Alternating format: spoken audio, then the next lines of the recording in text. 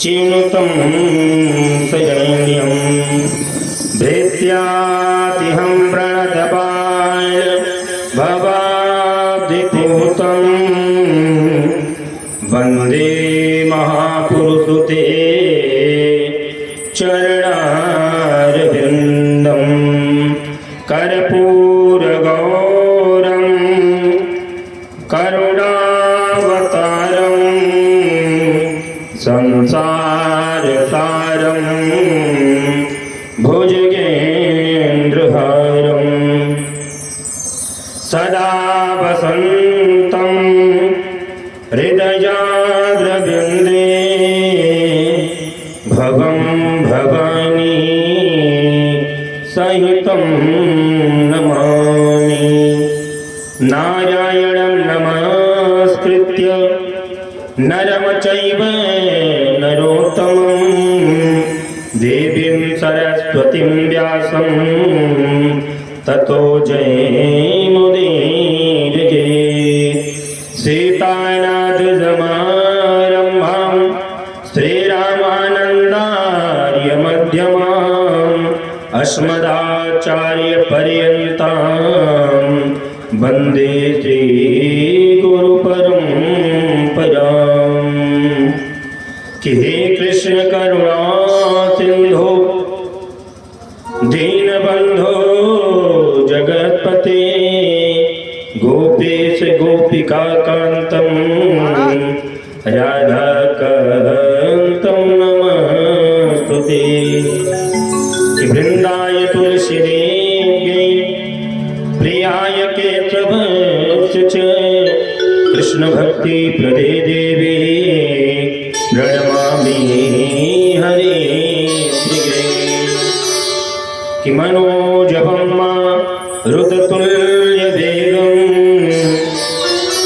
जितेन्द्रियं बुद्धिमतां वरिष्ठं वातात्मजं नययोतमुख्यं श्रीरामदूतं शरणं प्रपद्ये। कि आइए हनुमंत विराजियो कथा करो मति अनुसार प्रेम सहित गादी धरो विराजियो पवन कुमार।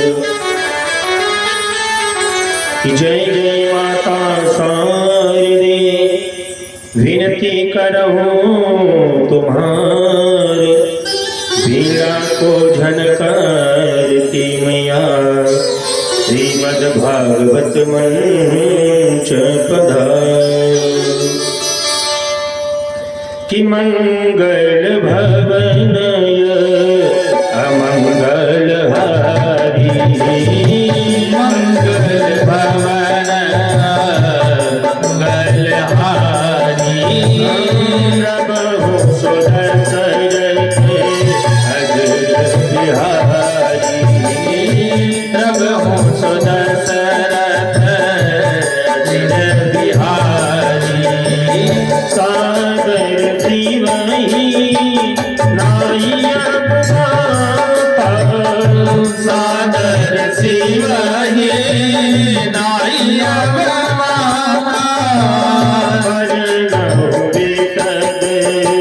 राम गुण गाथा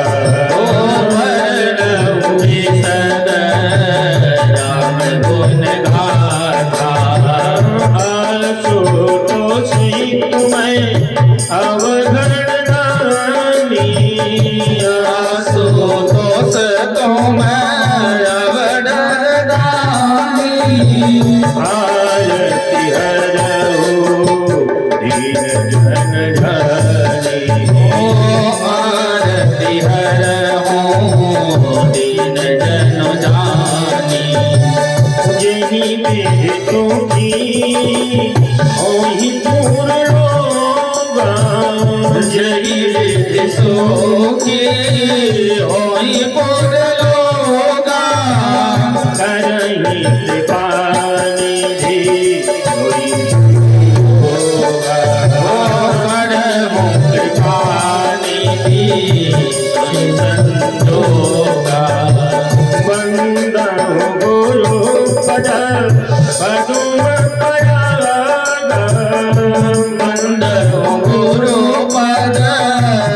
तुम परागा सुरुचि सुवास रस अनुरागा सुरुचि सुहास रस अनुरागा जय जय जय हनुमान बताई जय जय जय हनुमान गोसाई कृपा करहु गुरु देवकी भाई कृपा करहु देवकी भाई मंगल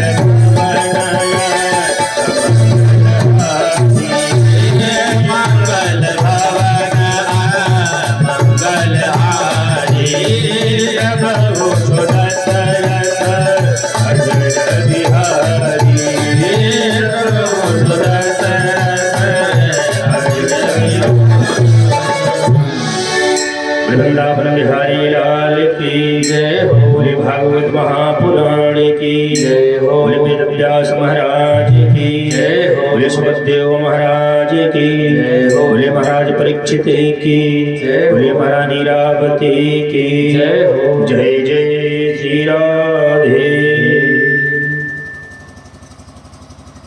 परात्पर पारब्रह्म अकारण ही कृपा करने वाले मम इष्ट आराध्य श्री सीताराम जी के चरणों में कोटि कोटि वंदन एवं नमन तथा समस्त जीवों के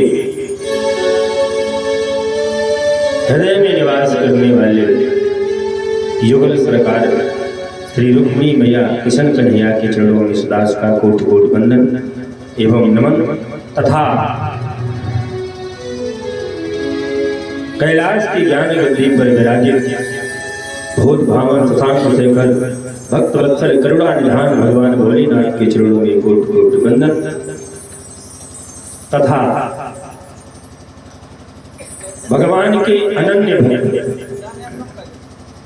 गुणवंत ध्यानवंत संत शिरोमणि श्री हनुमंत लाल के चरणों में कोटि कोटि वंदन एवं नमन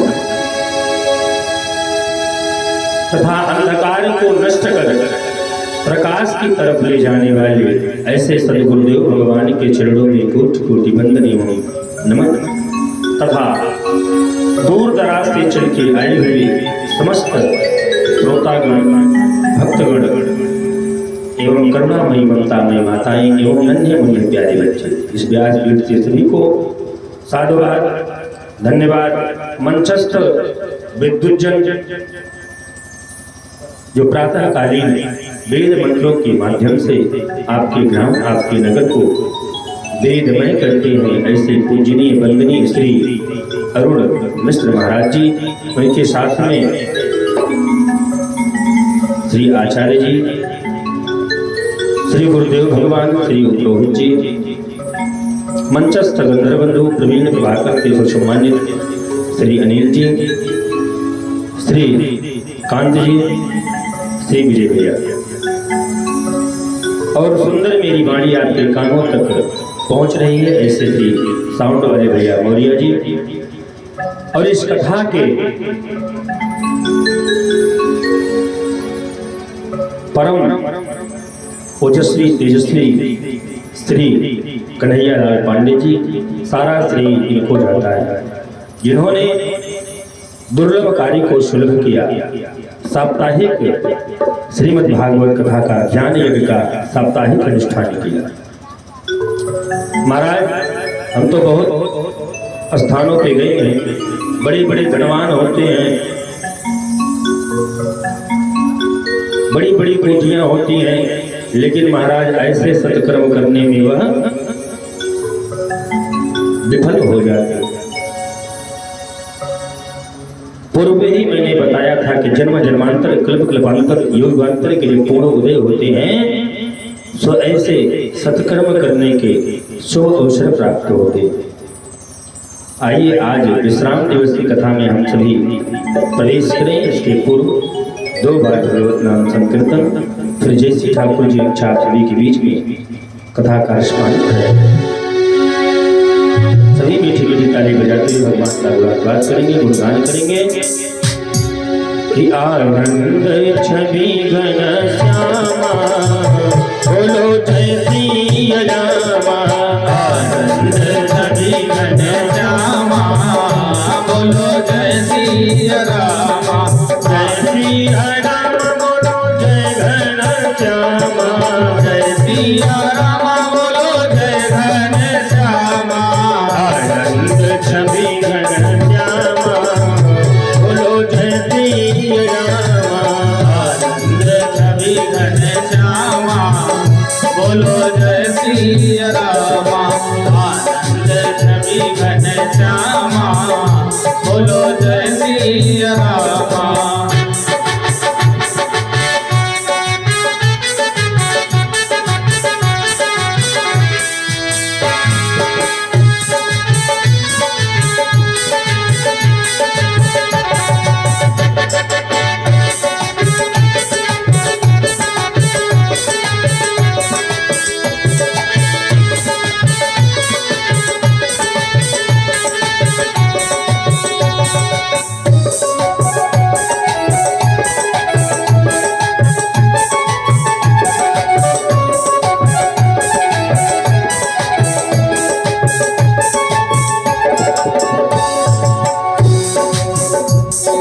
सरजू के तीर अयोध्या नगरी।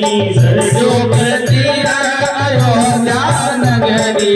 अयोध्या नगरी अयोध्या नगरी। अयोध्या नगरी अयोध्या नगरी।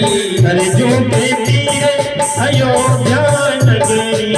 सरजू के तीर अयोध्या नगरी। जहाँ भगते श्री रामा बोलो जय सिया रामा। जहाँ भगते श्री रामा बोलो जय सिया रामा। आनंद छवि घन श्यामा बोलो जय सिया रामा।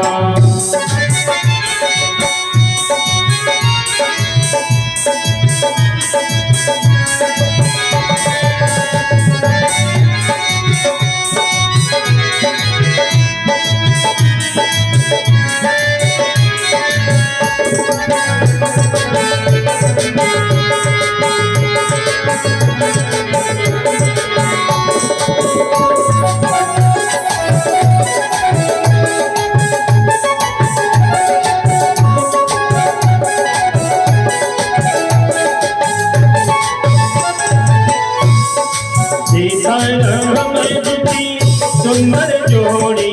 सीता राम जुगे सुंदर जोड़ी। सुंदर जोड़ी हाँ सुंदर जोड़ी। सुंदर जोड़ी हाँ सुंदर जोड़ी। सीता राम जी सुंदर जोड़ी।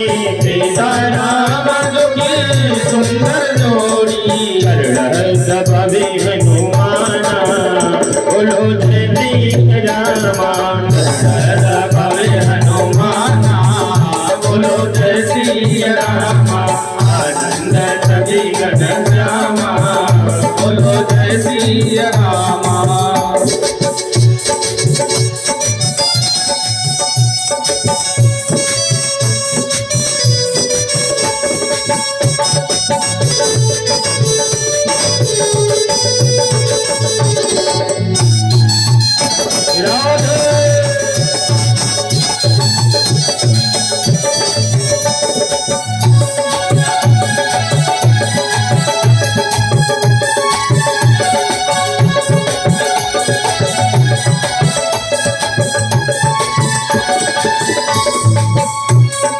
यमुना के तीर वृंदावन नगरी।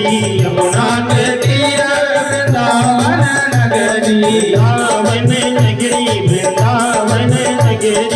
वृंदावन नगरी वृंदावन नगरी। यमुना के तीर वृंदावन नगरी। यमुना के तीर वृंदावन नगरी। जहाँ प्रगटे श्री धामा बोलो जय सिया रामा। जहाँ प्रगटे श्री रामा बोलो जय सिया रामा। आनंद छवि घन श्यामा बोलो जय सिया रामा।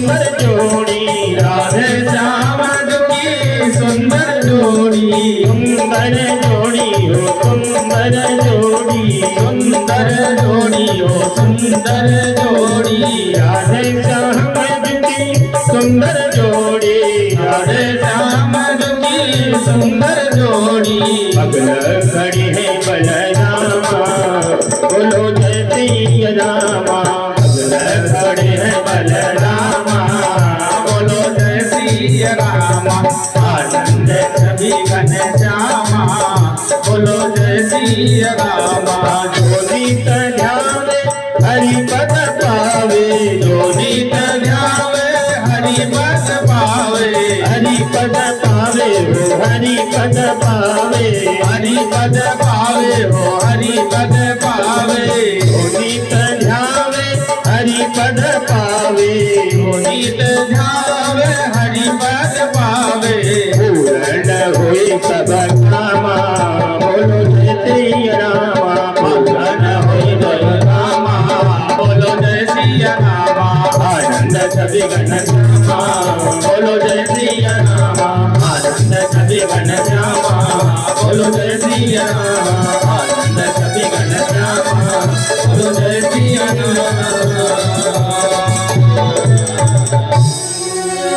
वृंदावन बिहारी लाल की जय हो कल की कथा में हम लोगों ने सुना कि कन्हैया इस चतुराई से माता गौरी के मंदिर से रुक्मिणी मैया को अपने रथ पर आरूढ़ करते हैं।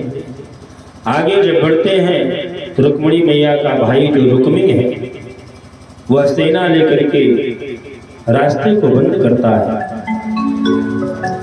भगवान से युद्ध होने लगता है। भगवान युद्ध करते करते सारे अस्त्र शस्त्र रुक्मी के निष्फल कर देते हैं। अंततः भगवान तलवार लेकर के रुक्मी के गर्दन पर रखते रथ से नीचे उतरते। अब तो महाराज रुक्मिणी मैया कन्हैया से निवेदन करने लगी। सुखदेव भगवान कहते हैं कि योगेश्वर राम पे आत्मनः देव दैव जगत्पते हन्तुं नाहर्ष कल्याण भ्रातारं मे महाभुज। हे योगेश्वर, हे प्राणनाथ, आप मेरे भाई को जीवन दान दे दे, इसको छोड़ दे। रुक्मिणी मैया के ऐसे विफल वाणी को सुनकर के कन्हैया ने रुक्मी को छोड़ दिया। तब तक महाराज उधर से श्री बलराम श्री सेना लेकर पहुंचते हैं। शिशुपाल इत्यादि से युद्ध होता रहता है। कन्हैया से कहते हैं, कन्हैया तू घर चल, मैं आता हूं। कन्हैया द्वारिका पहुंचते हैं। दिव्य सुंदर विवाह मंडप बनाया जाता है। तब तक महाराज बलराम भैया भी पहुंच जाते हैं। सुंदर मुकुट कन्हैया के मस्तक पर सजा हुआ है।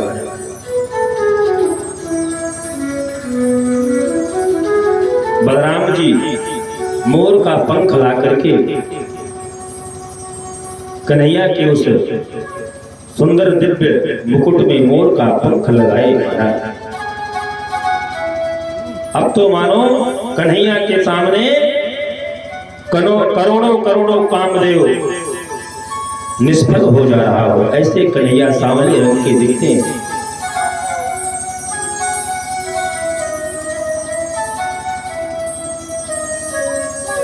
सुंदर रुक्मिणी मैया के साथ कन्हैया का विवाह होता है।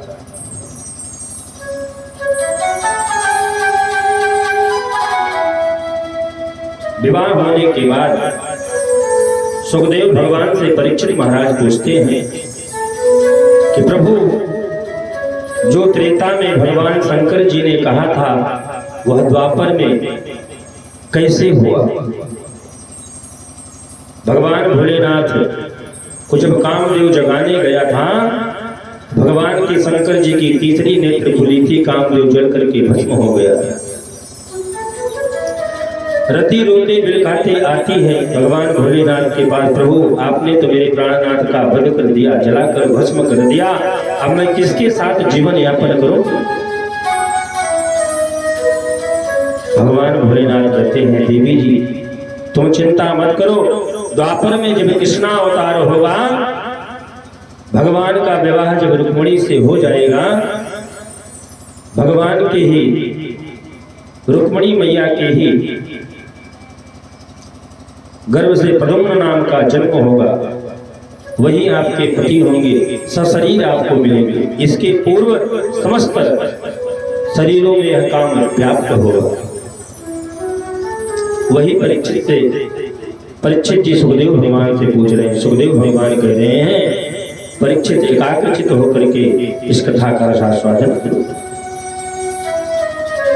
कामस्तु वासुदेवांशो दग्धं प्राणोन्मन्युना देहोपपत्तये भूपस्ते पत्येदान मध्यतः। हे राजन, भगवान कन्हैया का विवाह हुआ। विवाह होने के बाद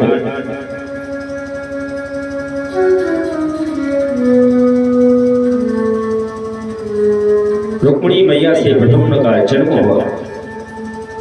प्रद्युम्न मात्र 6 ही दिन के थे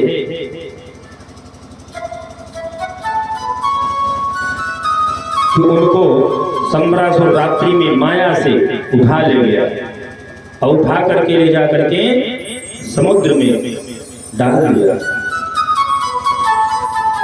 अब तो महाराज समुद्र में बड़ी मछली थी, प्रद्युम्न जी को निगल गई। मछुआरों ने उस मछली को पकड़ा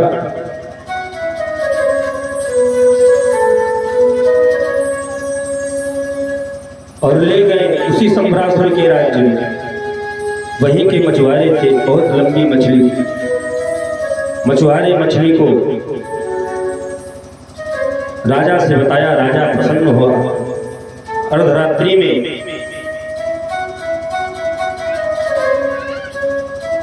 मछुआरों में बुजुर्ग मछुआरा था, उस मछली को जैसे ही विभाजित किया, अंदर देखा तो बालक रो रहा। लिया, ले जा करके सम्रासुर की पत्नी, वही महाराज रति थी, उन्हीं को दे दिया। डर बस अब तो महाराज जो भगवान भोलेनाथ ने कहा था वो सत्य हो रहा। धीरे धीरे प्रद्युम्न जी बढ़ने लगे।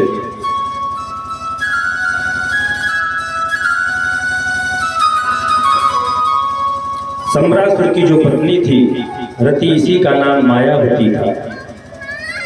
बड़ी ही मायावी थी और सम्रासुर भी बहुत माया जानता। धीरे धीरे बड़े हो गए। अब तो महाराज जो मायावती रति है, अपने प्रद्युम्न से अर्थात कामदेव से सब कुछ बताया। भगवान ने त्रेता में कहा था, द्वापर में सत्य हुआ। सारी माया सिखा दी प्रद्युम्न जी को। जितनी माया सम्रासुर जानता था उनसे भी 1-2 कदम आगे कर दिया। अब तो महाराज प्रद्युम्न जी सम्रासुर से और भी ज्यादा मायावी हो गए। एक दिन नारद जी आते हैं और प्रद्युम्न जी को सारी कथा का विस्तार से बताते हैं। यह सम्रासुर आपको ही आपके द्वारिका से चुरा करके समुद्र में डाला। यह आपकी जो मायावती, यही आपकी पत्नी है। आपने सब कुछ ज्ञान पा चुके हैं, अब आप सम्रासुर से युद्ध करें और द्वारिका को पहुंचे। प्रद्युम्न जी प्रसन्न होते हैं और महाराज सम्रासुर प्रद्युम्न जी का युद्ध होता है। युद्ध में सम्रासुर को प्रद्युम्न जी प्राणांत कर देते हैं और रति को लेकर के आकाश मार्ग से जब जाते हैं समस्त देवी देवता पुष्पों की वर्षा करते हैं। बोले प्रद्युम्न भगवान की जय हो। अब तो महाराज जब रुक्मणी मैया ने देखा ऐसे सुंदर राजकुमार और राजकुमारी को तो चकित हो गई, डरने लगी, सभी राजमहल में चली गई। ये कौन आया?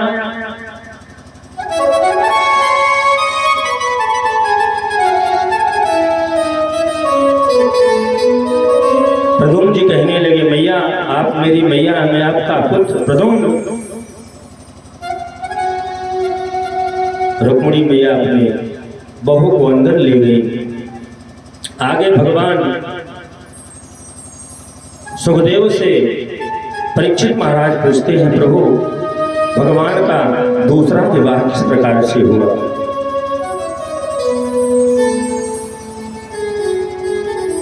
सुखदेव भगवान परीक्षित को कहते हैं कि सत्राजित किमारोदम ब्रह्मान कृष्णा किल्भिषम अश्मंतं कुतश्चय कस्मादत्ता सुता हरे। सत्राजित नाम के राजा थे। प्रत्येक दिन उनका नित्य क्रिया था महाराज, नित्य का नियम था। स्नान ध्यान करते भगवान सूर्य नारायण को अर्घ्य देते। सूर्य भगवान उनसे बहुत प्रसन्न हुए। एक दिन प्रातः कालीन सत्राजित स्नान ध्यान करके सूर्य अर्घ्य दे रहा था।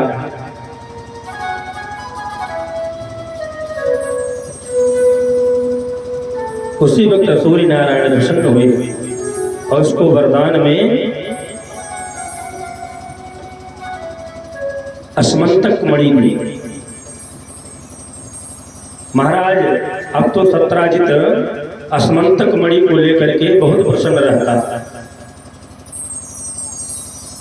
वह अस्मंतक मणि महाराज एक दिन में 20 किलो सोना देती थी। एक दिन सत्राजित यादवों की सभा लगी हुई थी। वहां पर भगवान कृष्ण बलराम सभी इत्यादि राजा वहां विराजित थे। उसी में सत्राजित मणि को पहन करके गले में धारण करता हुआ उस सभा में पहुंचा। कन्हैया ने पूछा, ये कौन आ रहा है? मानो दूसरे सूर्य आ रहे हों, ऐसे वह स्मंतक मणि चमक रही थी।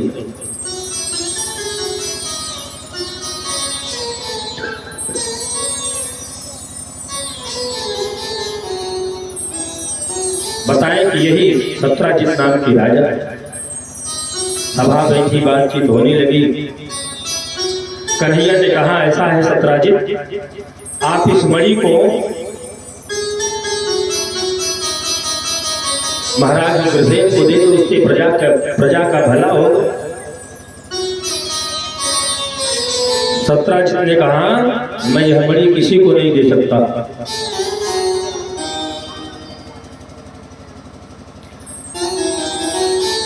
और वहां से क्रोध में होकर के चल दिया। घर आया, उसका एक छोटा भाई था। एक दिन उस मणि को पहन करके आखिरी खेलने जंगल को चला गया। शेर उस मणि को देखा जंगल में। शेर ने उस सत्राजित के भाई को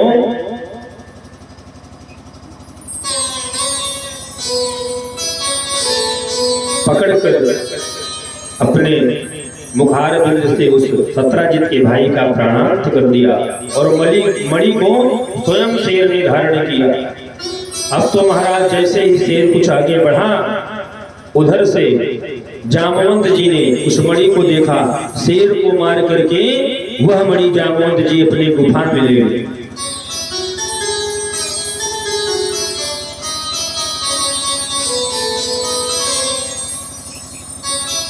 इधर महाराज सत्राजित जब उसका भाई वापस नहीं आया तो कन्हैया के ऊपर आरोप लगा दिया। तो उस दिन भरी सभा में कन्हैया ने कहा था, यह मणि महाराज उग्रसेन को दे दो, प्रजा का भला होगा। इस मणि से तुम क्या करोगे?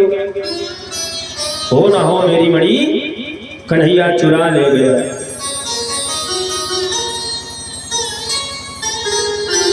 भगवान कृष्ण ने कहा मेरे ऊपर यह अच्छा हस्ताक्षेप लगा हुआ है, अब मैं ही इसका निवारण करूंगा। कुछ राजाओं को लेकर के जंगल में कन्हैया जाते हैं, वहां देखते हैं जहां सत्राजित का भाई प्राणांत हुआ पड़ा है, वहां शेर का पंजा मिलता है। सभी राजाओं को कहते हैं आप लोग चारों दिशाओं में ढूंढिए, मैं इस गुफा की तरफ जाता हूं। और कन्हैया देखा आगे पैर पहले शेर का, शेर के बाद फिर पुनः कन्हैया देखा जामवंत जी का पैर पड़ा हुआ है। ये वही जामवंत है महाराज जी जो त्रेता में भगवान रामचंद्र जी के साथ राम जी की तरफ से युद्ध किया था रावण से। जब त्रेता में युद्ध समाप्त हो गया, सो राम से यही जामवंत जी कहे थे प्रभु भी मेरी लड़ने की इच्छा बहुत है, मैं लड़ना चाहता हूं, मेरे बराबर योद्धा तो होना चाहिए, मेरे जैसा कोई योद्धा अभी मिला नहीं मुझे। भगवान रामचंद्र जी ने कहा जामवंत जी आप धीरज रखिए, द्वापर में यह मनोकामना मैं आपकी पूर्ण कर दूंगा।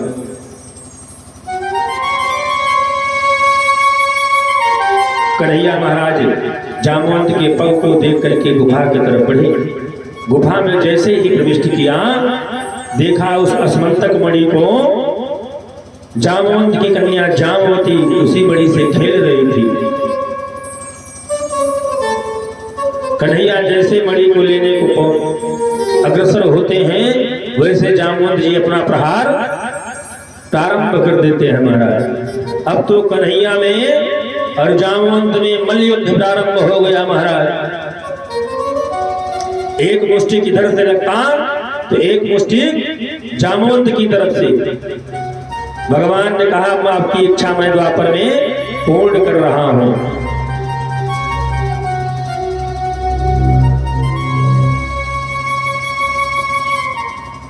अब तो महाराज युद्ध होते होते काफी समय व्यतीत हो गया। ना तो जामवंत जी हरने का नाम लेते और ना कन्हैया लेते। लेकिन कन्हैया ने दोनों अपने हाथों को वज्र की मुद्रा में बना करके जैसे जामवंत के हृदय पर प्रहार किया, जामवंत जी के मुखारबिंद से रुधिर निकल चला।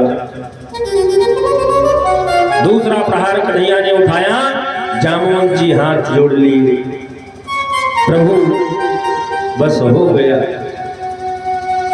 हम समझ गए कि आप साधारण राजा नहीं हैं, क्योंकि इस प्रकार से मुझसे जो युद्ध करे वो साधारण नहीं हो सकता। कन्हैया ने कहा समझ गए, मैं वही हूं त्रेता वाले राम जी, जो आपने मनोरथ को मांगा था उसको पूर्ण करने के लिए द्वापर में मेरा कृष्णा अवतार हुआ। जामवंत जी बहुत प्रसन्न हुए। भगवान ने अपने स्वरूप को दिखाया, वही राम लक्ष्मण सीता वाला स्वरूप दिखाया। जामवंत जी धन्य हो गए। विह्वल वाणी से भगवान के चरणों पे सुंदर आसन दिया, आसन पे बिठाया, उनके प्रथम छालन की। धूप दीप नैवेद्य से भगवान की पूजा की। कन्हैया प्रसन्न हुए, कहे ये बड़ी मुझे दीजिए, मेरे ऊपर जो कलंक लगा है चोरी का वह हट जाए।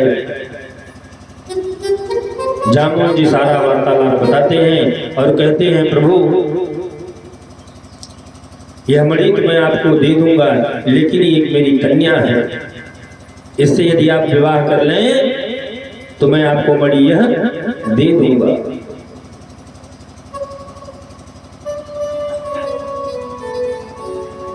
महाराज कन्हैया जामवंत की कन्या जामवती से विवाह करते हैं। और महाराज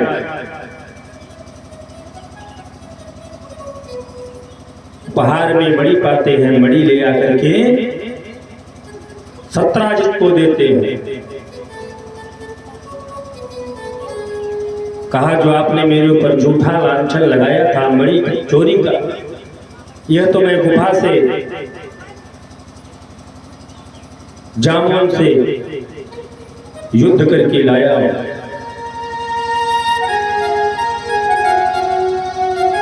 सत्राजित प्रसन्न होता है, कहता है प्रभु यह मुझे मणि नहीं चाहिए, मणि आप रखिए, मेरे पास एक कन्या है सत्यभामा, उससे आप विवाह कर ले।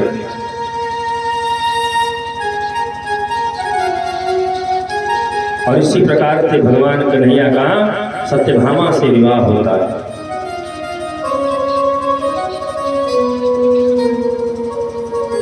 इसी प्रकार से एक बार मोर के जो पंख होते हैं महाराज, उसमें आंख की आकृति बनी होती है। बलराम जी कन्हैया जा रहे थे, रास्ते में देखा कि प्रभु इनके पास नेत्र नहीं है, फिर भी नेत्र जैसा बना है, इनको कोई पूछता नहीं। तो बलराम जी उठा करके वही मोर का पंख कन्हैया के बंसी में लगा दिए महाराज। अब तो बंसी की शोभा अलग हो गई। बलराम ने उस मोर के पंख से कहा, सब तो भगवान के गले पे धारण होते हैं, लेकिन तेरा सौभाग्य देख आंख ना होते हुए भी तू भगवान के सदैव अधर पे रहेगा, मुखान मंडल पे रहेगा।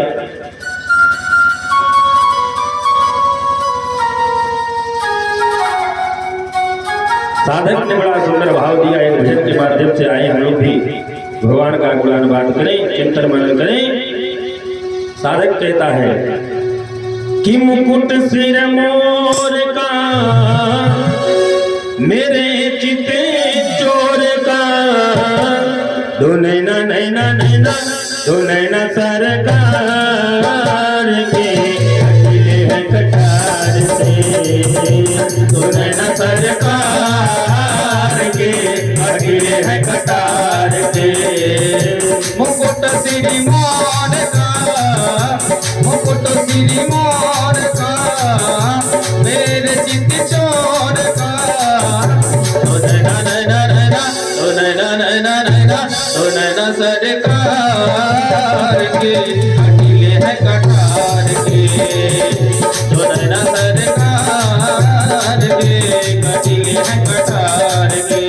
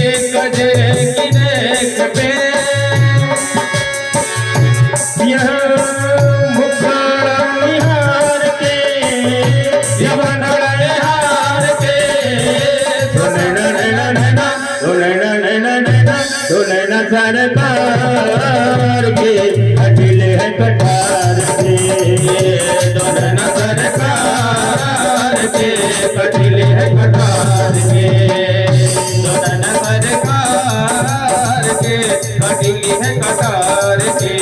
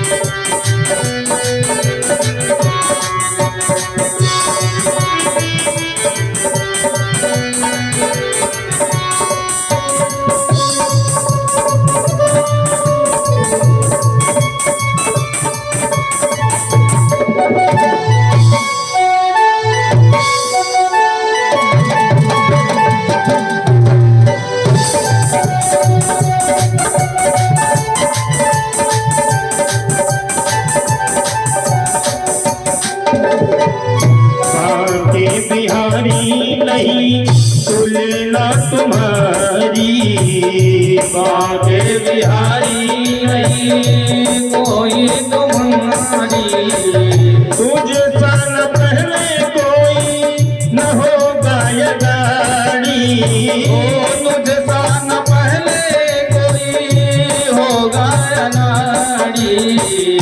जीवन गए हार के कहाँ है पुकार के। जीवन है हार के कहाँ है पुकार के।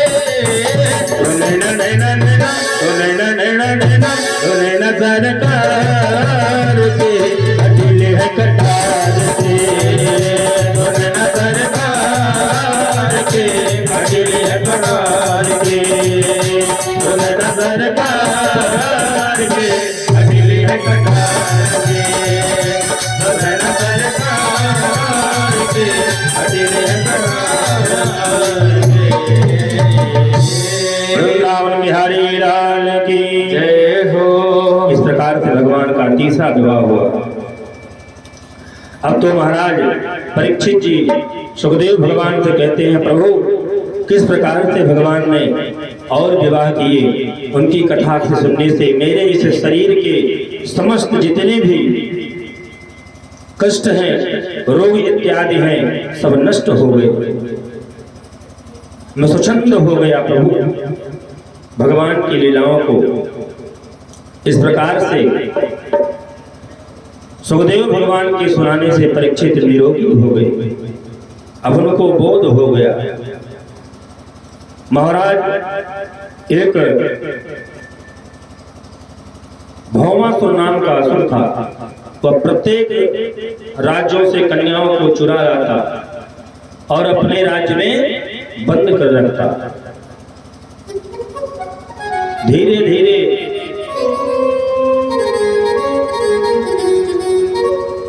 16,100 कन्याओं को छुपा करके अपने राज्य में रखा था। सबसे विवाह करना चाहता था। महाराज भगवान के 8 विवाह पहले हुए, फिर 16,100। भगवान कन्हैया को पता चला कि समस्त राजाओं से कन्या चुरा चुरा करके यह भौमासुर नाम का असुर सबसे विवाह करना चाहता है। कन्हैया ने रात्रि काल में ही अपने रथ को उससे युद्ध के लिए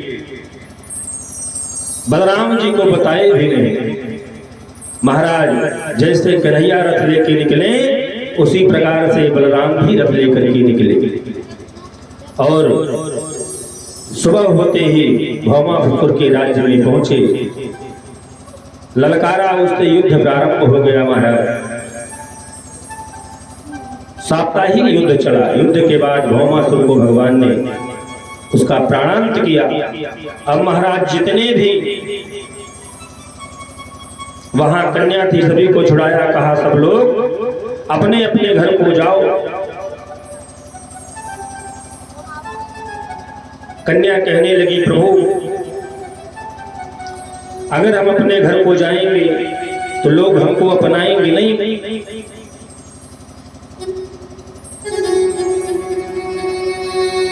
16,100 कन्याओं ने भगवान कन्हैया का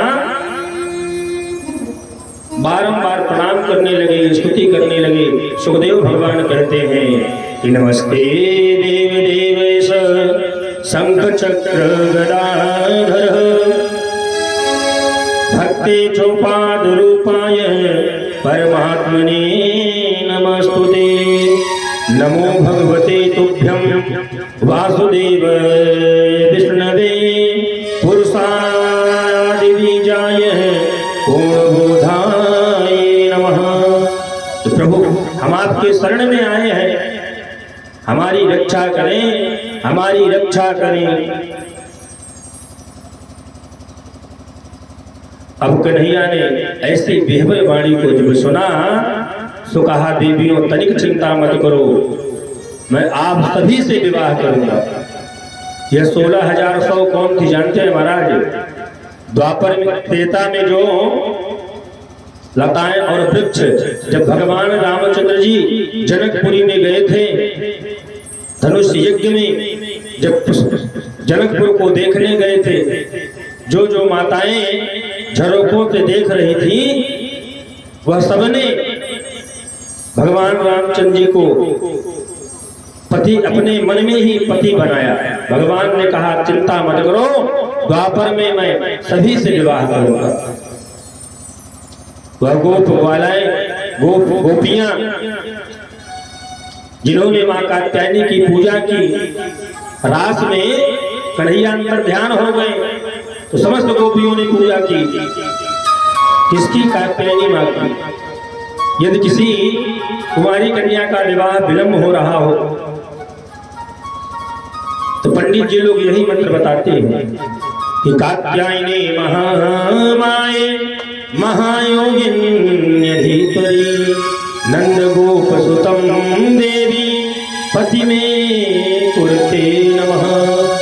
इस मंत्र का 1.25 लाख जाप करा करके हवन कराने से उस कन्या का शीघ्र से विवाह हो जाता है। उसको पति कैसा मिलता है महाराज? भगवान कन्हैया की तरह। गोपियां कात्यायनी मां का पूजा करके पुनः कन्हैया को प्रसन्न किया और कन्हैया का दर्शन हुआ था। अब कन्हैया के महाराज कितनी धर्मपत्नियां हो गई? 16,108। महाराज नारद जी से नहीं रहा गया,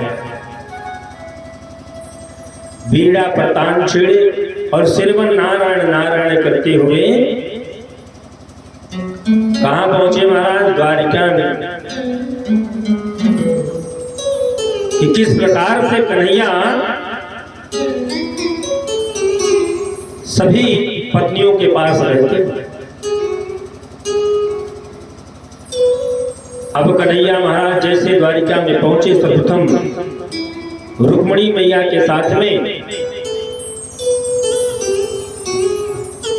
रुक्मिणी मैया भगवान के चरण दबा रही हैं और कन्हैया विश्राम कर रहे हैं। तो बोले नहीं महाराज। दूसरे घर में देखा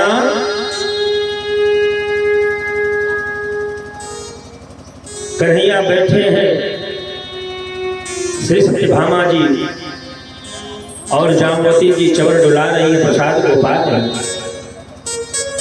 इस प्रकार से जितने रानियां थी सभी को देखा कन्हैया किसी कहीं बालकों को खिला रहे हैं, कहीं गोद में लिए हैं।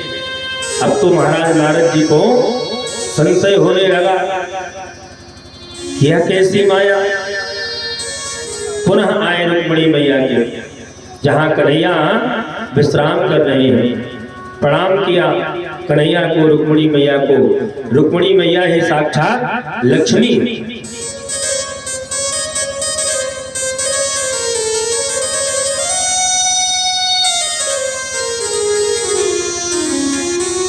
अब नारद जी पूछना प्रारंभ किए, प्रभु यहां तो लोगों से एक स्त्री संभाली नहीं जाती, आपके पास तो 16,108 पट रानियां हैं।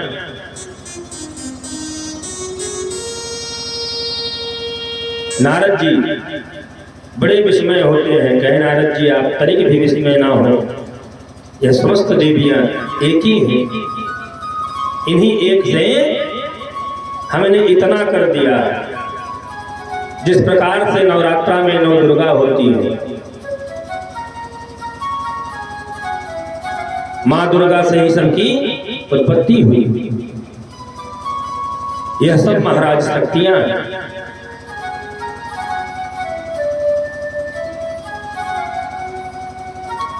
नारद जी भगवान को प्रणाम करके और वहां से भगवान के चरण का रज लेकर के श्रीमन नारायण नारायण कीर्तन करते चले जाते। सुखदेव भगवान से महाराज परीक्षित पूछते हैं, प्रभु कन्हैया की संतान कैसी हुई, किससे किन पुत्र की उत्पत्ति हुई, उसका वर्णन करें। सुखदेव भगवान कहते हैं कि हे परीक्षित, भगवान की प्रत्येक पत्नी से 10-10 पुत्र हुए। जो उन्हीं के समान सुंदर थे।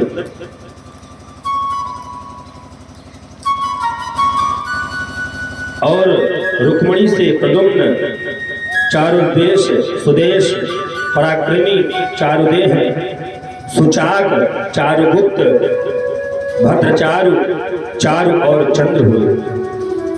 सत्यभामा से भानु सुभानु स्वमनी प्रभानु भानुमान चंद्रभान बृहदभान अमितभान श्रीमान प्रतिभान।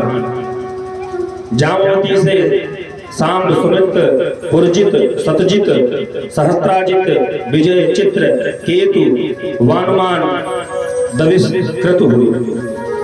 सत्या से वीर चंद्र अस्तसेन चित्रगुप्त वेगवान वृख आम शंख वसु कुंती।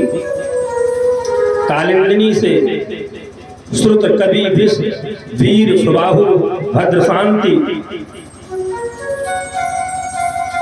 दर्श पूर्णमास सोमरु। लक्ष्मणा से प्रमोघ गात्रवान सिंह बल प्रबल उधर्ग महाशक्ति सहभोज और अपराजित। मित्रवृंदा से वृक हर्ष अनिल वृद्ध वर्धन सत्रादि महास पावन ब्रहि और क्षुधि हुई।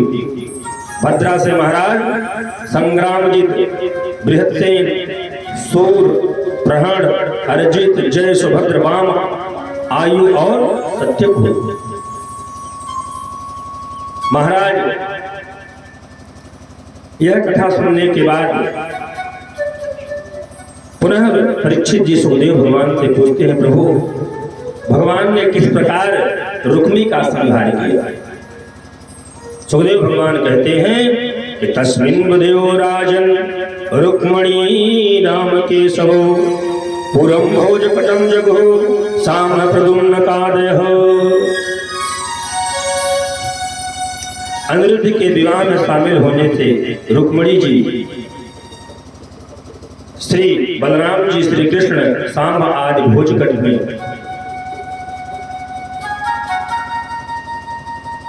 रुक्मी ने विवाह तो बहन को केवल प्रसन्न करने के लिए यह विवाह रखा था, बाकी भगवान को नीचा दिखाने के लिए।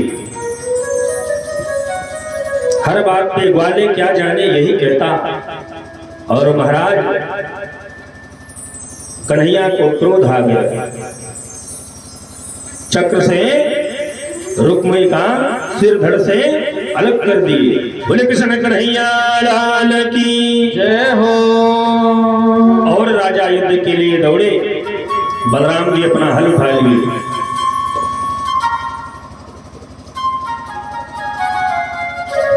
इस प्रकार से उषा और अनिरुद्ध का विवाह हुआ। सुखदेव भगवान परीक्षित को बता रहे हैं,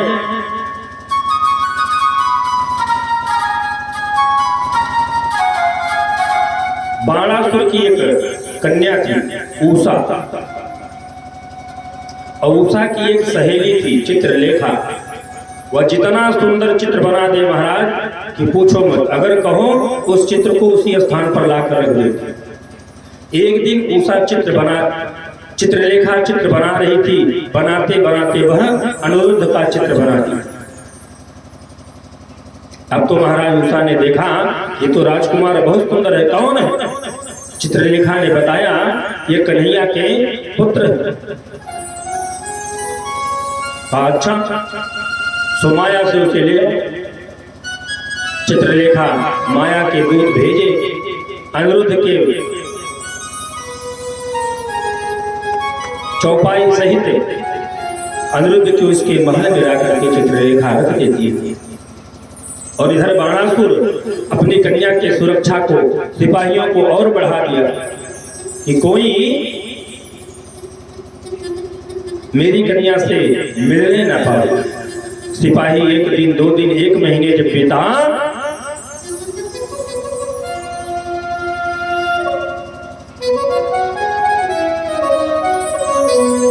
सिपाहियों ने बाणासुर से बताया कि प्रभु राजकुमारी के साथ हमने एक राजकुमार को वार्तालाप करते हुए उनके महल में देखा। अब तो महाराज बाणासुर क्रोधित हो गया, सिपाहियों से अनिरुद्ध को पकड़वा लिया, महाराज बंदी बना लिया अपने राज्य में, और कन्हैया की प्रतीक्षा करने लगे। बाणासुर महाराज बड़ा ही प्रतापी था, प्रसन्न होकर के भगवान शंकर जी से वरदान मांगा था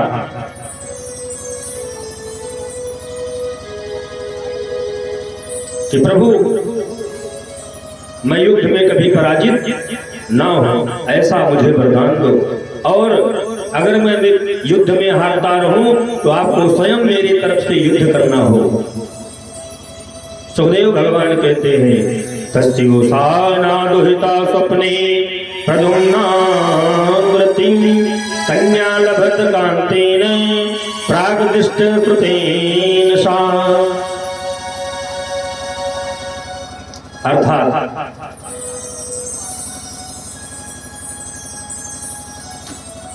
इतनी कड़ी पहरेदारी लगा दिया उनके के चारों तरफ कि कोई वहां पहुंच भी नहीं पाता, और उधर द्वारिका में हाहाकार मच गया कि महल से अनिरुद्ध को किसी ने चुरा लिया। देवर श्री नारद यह वृत्तांत जानते थे, तुरंत कन्हैया के पास गए, सारा वृत्तांत बताया कि आपके इस अनिरुद्ध पुत्र को बाणासुर बंदी बना करके अपने यहां रखा है। सब कुछ बताया, चित्ररेखा ने चित्र बनाया, उषा ने उस चित्र को प्रसन्न किया, और चित्रलेखा ने खाट समेत अनिरुद्ध को यहां से ले गए। अब तो महाराज प्रद्युम्न जी सुने, अति क्रोधित हो गए।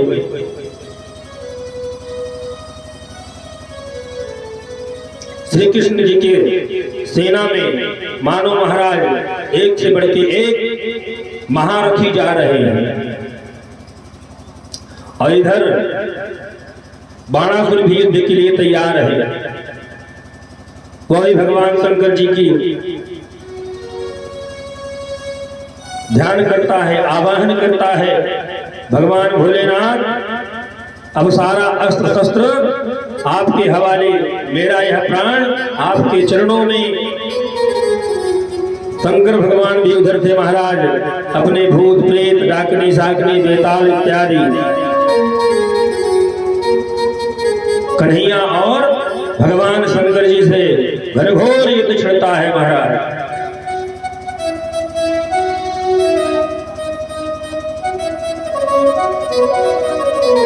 व्यायपास्त्र भगवान शंकर छोड़ते हैं तो उधर से कन्हैया ब्रह्मास्त्र छोड़ते हैं। बाद में भगवान भोलेनाथ पशु अस्त्र को छोड़ दिए और कन्हैया ने तुरंत नारायण अस्त्र को छोड़ दिया। महाराज ऐसे ऐसे अस्त्र उसमें चल रहे हैं कि पूछिए मत, कौन हारने को नाम ले। उधर से भगवान भोलेनाथ, इधर से भगवान कन्हैया।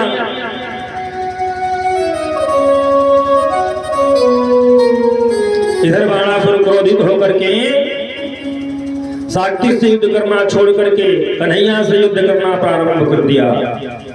500 धनुषों पर 2-2 बाण चढ़ा करके भगवान कृष्ण पे वर्षा करना प्रारंभ कर दिया। भगवान ने उसे 500 धनुष एक बाणों से ही काट दिए तथा उसके रथ के सारथी तथा घोड़े को भी भगवान ने अपने बाणों से विदीर्ण कर दिया। मूर्छित अवस्था में सब गिर गए।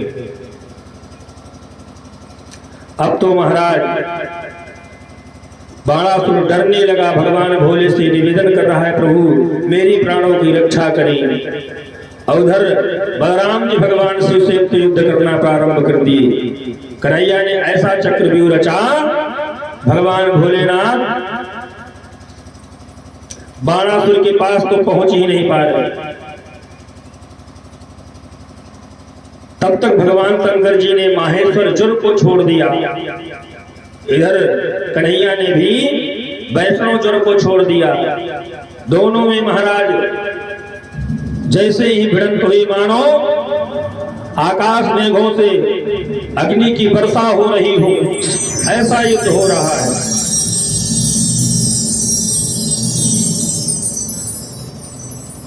लास्ट में कन्हैया के ऊपर भगवान भोलेनाथ माहेश्वर अस्त्र को चलाते हैं। कन्हैया चुपचाप खड़ा रहता है। वह माहेश्वर अस्त्र आकर के कन्हैया के चरणों को प्रणाम करके वापस चला जाता है।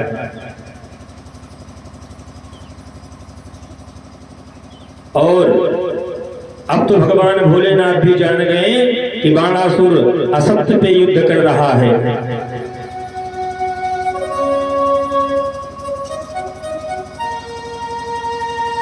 भगवान भोलेनाथ कन्हैया से कहते हैं कि हम ब्रह्मास्त्र विदुधा सुनेयाश्मालया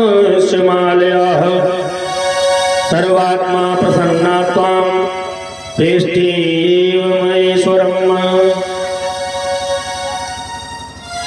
कि मैं ना तो ब्रह्मा से डरता हूं ना तो नारायण से डरता हूं, लेकिन असत्य के साथ मैं कभी युद्ध नहीं करता।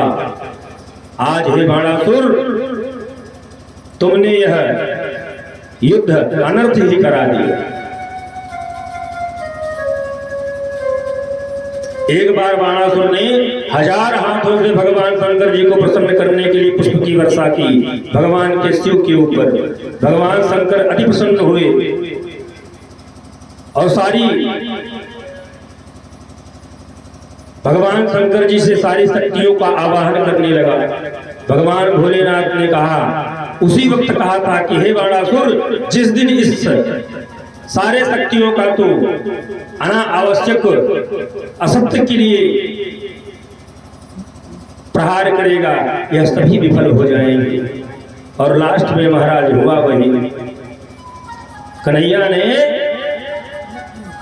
बाणासुर को चारों तरफ से घेर लिया और भगवान शंकर जी कन्हैया को प्रणाम करके अंतर्ध्यान हुए, कैलाश को पहुंचे। और इधर कन्हैया ने शंकर भगवान को ना दे करके बाणासुर का प्राणांत कर दिया। बोले कृष्ण कन्हैया लाल की जय हो। और अनिरुद्ध उषा का विवाह हुआ। इनको अपने साथ द्वारिका ले गए। अब तो महाराज शिशुपाल जो था वह राज्य सभा करता, तो भगवान कन्हैया को कुछ भला बुरा कहता। मायावी है, चोर है। वह छल से, मेरा रुक्मणी से विवाह हो रहा था, छल से उसको चोरी से उठा ले गया। मुझसे युद्ध करके ले गया होता तो मैं मानता वो राजा है। एक सभा में कन्हैया भी गए थे, बलराम भी गए थे महाराज, और शिशुपाल भी आया था। अब तो महाराज जैसे कन्हैया को देखे शिशुपाल मानो तन्मना जाता।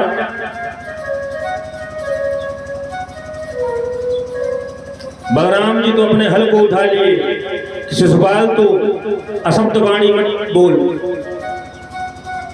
लेकिन महाराज शिशुपाल कहाँ मानता। कन्हैया ने कहा, आपके 100 गलती को मैं माफ करूंगा, जिस दिन 101 हो जाएगा तुम्हारा बद होगा। अब तो महाराज शिशुपाल कन्हैया की तरफ उंगली कर करके बार बार कन्हैया को नीचा दिखाना चाहता। और महाराज गिनती अनुसार उसका भी समय निकट आ गया। 100 पूर्ण हुआ। जैसे 101 हुआ, कन्हैया ने सुदर्शन को आदेश दिया, शिशुपाल के सिर को धड़ से अलग कर दिया। बोले कृष्ण कन्हैया लाल की जय हो।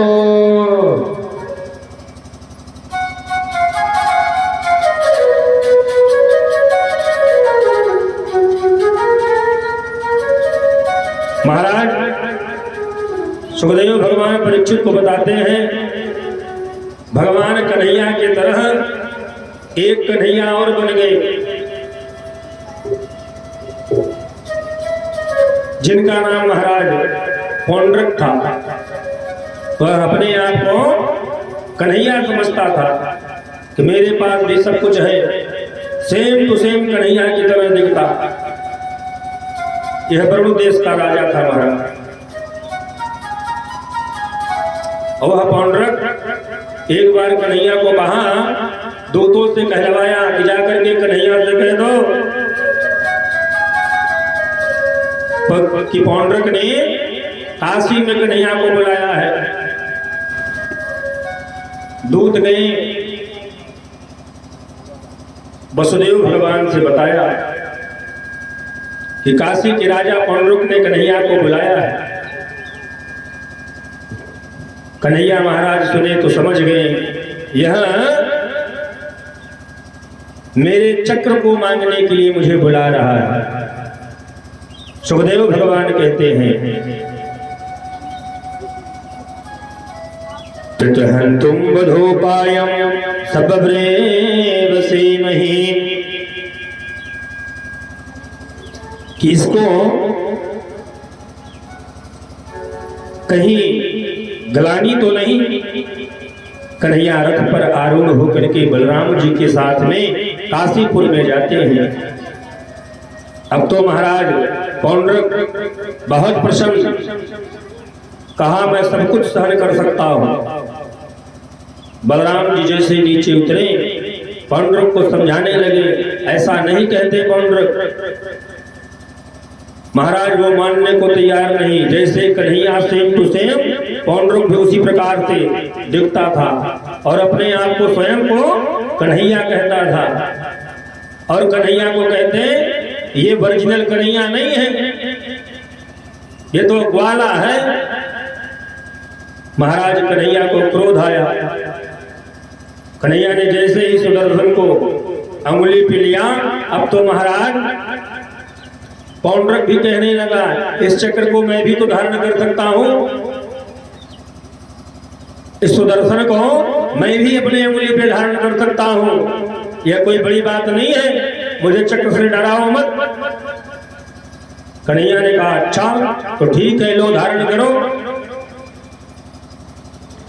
कन्हैया ने सुदर्शन को आदेश दिया।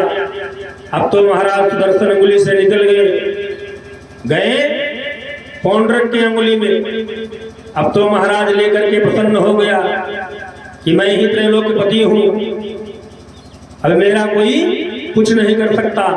अब तो महाराज जब चक्र ने पौंड्रक के ऊपर अपना भार छोड़ना प्रारंभ किया, सो महाराज पौंड्रक तो कुएं के समीप नीचे जमीन में धंसने लगा, चिल्लाने लगा, प्रभु मेरे प्राणों की रक्षा करो। कहीं आपको चक्र चाहिए था, मुझ जैसा कृष्ण बनना चाहिए, कृष्ण बन रहे हैं ना, सो बनो, हमने तो आपको चक्र भी दे दिया। महाराज बलराम के कहने से कन्हैया ने पुनः चक्र के भार को कम किया। चक्र अपने अंगुली पे धारण की, पौंड्रक चरणों में पड़ गया, प्रभु मुझसे बहुत बड़ी भूल हो गई, मैं सुनी सुनाई बातों पर ज्यादा विश्वास किया, जिसके कारण मुझे अहम हो गया, अहंकार हो गया।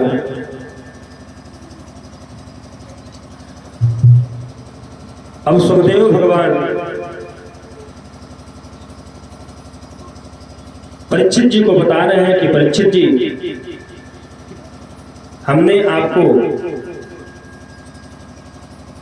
ऐसे सुंदर साप्ताहिक यज्ञ का ज्ञान दिया, जिससे अब आपके शरीर, मिट्टी रूपी शरीर को छोड़ना हो। अब तो आपको कष्ट नहीं होगा। परीक्षित कहने लगे, प्रभु मुझे तो कष्ट नहीं है, लेकिन शरीर को कष्ट होगा। और परीक्षित जी सुखदेव भगवान से कहते हैं, कन्हैया बलराम तो 6 पुत्र, 6 भाई को कैसे वापस किए। सुखदेव भगवान कहते हैं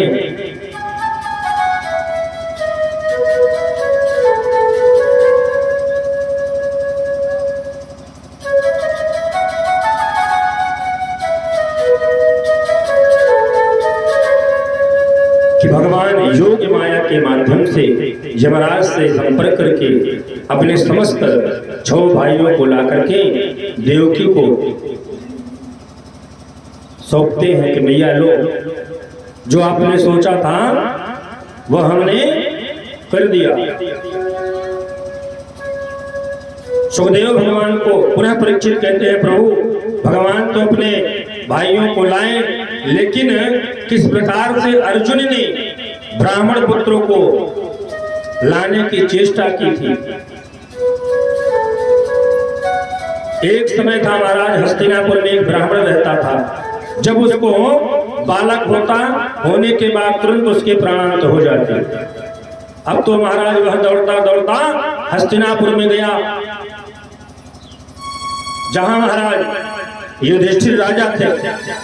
सब कुछ बताया कि मेरे जितने भी पुत्र होते हैं वह सब प्राणांत हो जाता है, प्रभु मेरे प्राणों की, मेरे पुत्रों की रक्षा करिए। अर्जुन अपने आप को अहंकारी मान करके गांडीव, धनुष और बाण लेकर के जाते हैं महाराज। कहते हैं आज से मैं, अब आपका बच्चा कोई किसी का प्राणांत नहीं होगा। ब्राह्मणी गर्भ से रहती है, जैसे बालक को जन्मती है उसके प्राण निकल जाते हैं। आगे आगे प्राण और पीछे पीछे महाराज अर्जुन यमपुरी गए। यमपुरी से वापस ब्रह्मलोक को गया, वहां से भी वापस वैकुंठ को गए, वहां से भी वापस स्वर्ग गए, वहां से भी वापस। अब तो महाराज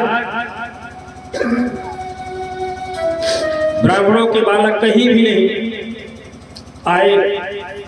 आज सिर झुका करके युधिष्ठिर महाराज से कहते हैं, भैया मेरे इन गांडियों में ताकत नहीं रह गई, मैं ब्राह्मण पुत्रों को वापस नहीं ला पाया। युधिष्ठिर ने कहा, मैं तो पहले भी आपसे कह चुका था, कन्हैया से बात करो, हो सकता है कि ब्राह्मण के पुत्र वापस हो जाए। महाराज अर्जुन जाकर के कन्हैया के चरणों में वंदन निवेदन करते हैं। कन्हैया कहते हैं, मैं तो भक्त के वश में रहता हूं, भक्त केवल याद करे, मैं सदैव उसके चिंतन मनन में रहता हूं। केवल भक्त मुझे स्मरण करे, मैं तो समकक्ष पहुंच जाता हूं। किसी साधक ने बड़ा सुंदर भाव दिया। आइए हम सभी मीठी मीठी ताली बजाते हुए भगवान का स्मरण करेंगे।